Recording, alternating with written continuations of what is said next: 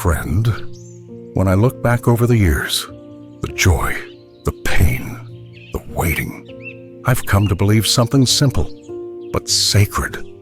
The life we build is shaped by where we walk, where we stand, and where we choose to sit and stay. Psalm 1 doesn't just describe a good life. It defines what it means to be rooted, even when everything else shifts. Blessed is the man that walketh not in the counsel of the ungodly, nor standeth in the way of sinners, nor sitteth in the seat of the scornful. When I was younger, I thought blessing meant success.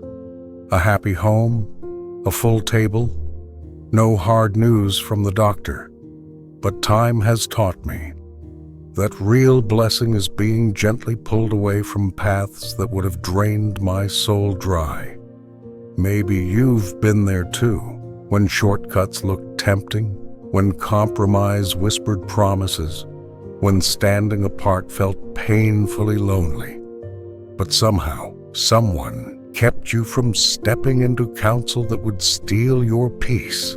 And now, looking back, you realize that loneliness for righteousness was sacred. But his delight is in the law of the Lord, and in his law doth he meditate day and night. I'll be honest, there were seasons when I read the Bible out of habit, just checking off spiritual boxes. But then, life broke open. The diagnosis, the silent kitchen chair, the sleepless worry over a child or a future. That's when the Word became more than a duty. It became a lifeline.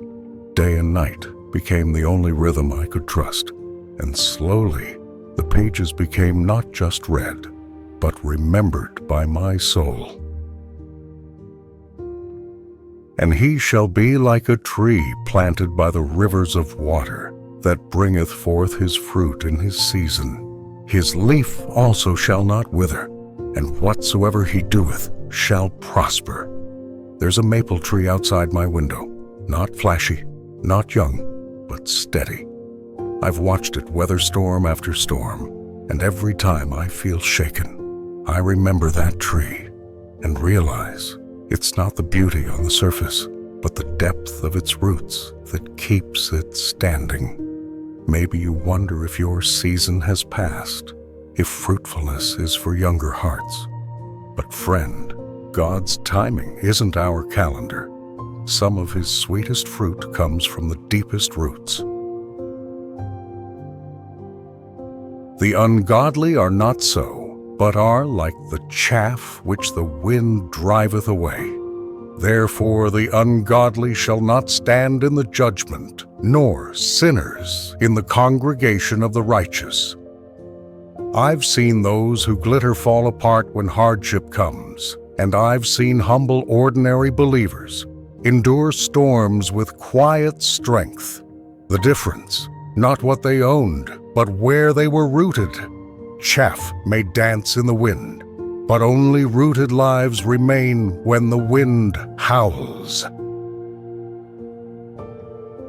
For the Lord knoweth the way of the righteous, but the way of the ungodly shall perish.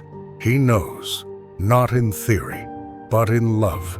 Every prayer you whispered in the dark, every act of faith no one saw, every yes when fear told you to quit, he saw it, and looking back, you'll see how he closed doors you begged to walk through, and how he opened others you never expected.